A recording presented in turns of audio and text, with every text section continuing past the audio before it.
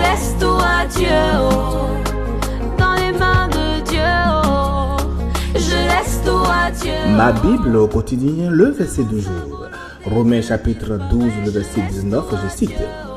Ne vous vengez point vous-même, bien-aimés, mais laissez agir la colère, car il est écrit, à moi la vengeance, à moi la rétribution, dit le Seigneur. Fin de citation, glorifions le Seigneur.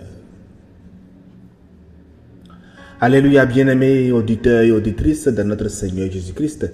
Nous sommes le lundi 20 avril 2026, nouvelle semaine, nouveau défi. Je prie l'Éternel de nous accorder sa miséricorde.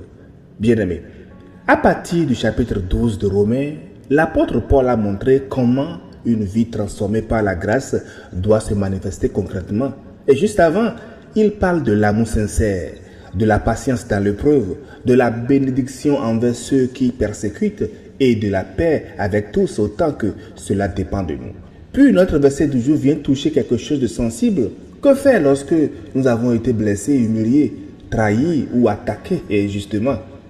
Le verset dit, ne vous vengez point vous-même, bien-aimés. Ici, Paul ne dit pas, ne ressentez jamais l'offense. Il ne dit pas non plus, faites comme si le mal n'existait pas. Mais il dit, ne prenez pas en main le rôle de juge et de bourreau à la fois. Le mot vous-même ici dans le verset est très indicatif. C'est l'appropriation personnelle même de la justice que Paul interdit. Ne vous vengez point vous-même. Mais quand nous nous vengeons, nous nous plaçons sur le trône du juge suprême. Nous déclarons par notre acte que Dieu est trop lent, trop faible ou trop indifférent pour régler l'affaire. Oh, Jacques nous avertit bien dans Jacques 4, le verset 12, il n'y a qu'un seul législateur et juge, celui qui peut sauver et perdre. Alléluia. Le verset continue en disant, mais laissez agir la colère. Mais de quelle colère s'agit-il ici? Certainement pas la nôtre, non. Paul parle de la colère de Dieu, cette colère-là juste, sainte, que l'Écriture associe au jugement final. Laisser agir signifie littéralement faire place à, c'est-à-dire reculer pour que Dieu avance. Le croyant qui renonce à la vengeance ne crée pas un vide, mais il fait de la place pour que Dieu agisse efficacement. Le verset finit en disant, car il est écrit, à moi la vengeance, à moi la rétribution, dit le Seigneur. Bien-aimé. Ici, Paul cite explicitement le cantique de Moïse dans Deutéronome 32, verset 35. À moi la vengeance, à moi la rétribution.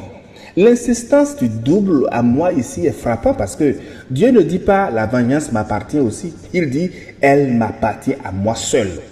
La rétribution dont il parle, c'est-à-dire le fait de rendre à chacun ce qui lui revient, est une prérogative divine. Parce que seul Dieu connaît parfaitement le cœur de l'offenseur, les circonstances cachées et la mesure exacte de la justice. Nous humains, bien-aimés, nous jugeons selon les apparences.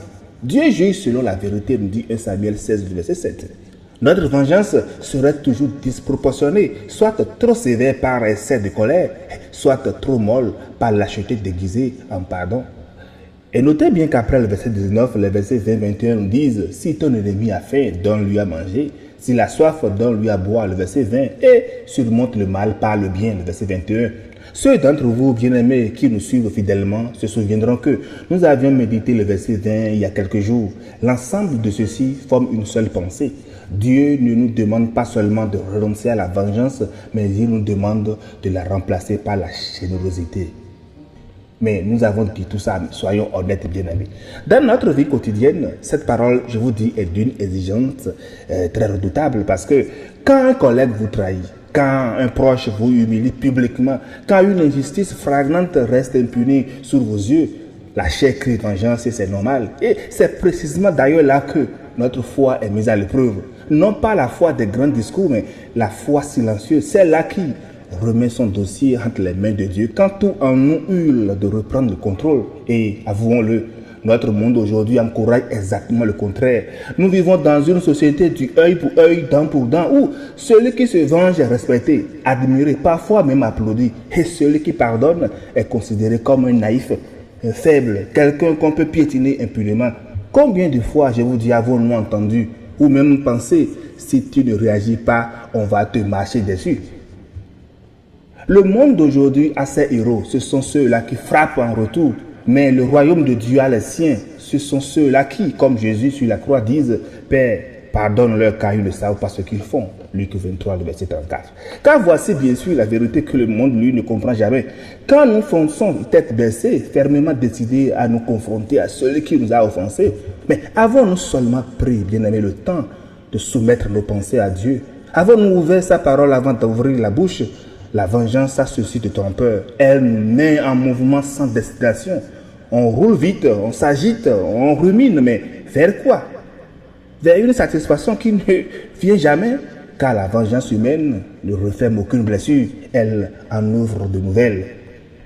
Bien-aimés dans le Seigneur, retenons tout simplement au travers du verset que la vengeance est un trône qui n'a qu'un seul occupant légitime, et c'est Dieu lui-même. Faisons simplement confiance à Dieu, il fera mieux que nous. Bonne méditation et excellente semaine à toutes et à tous dans la justice parfaite de notre Seigneur Jésus-Christ. Alléluia chez vous.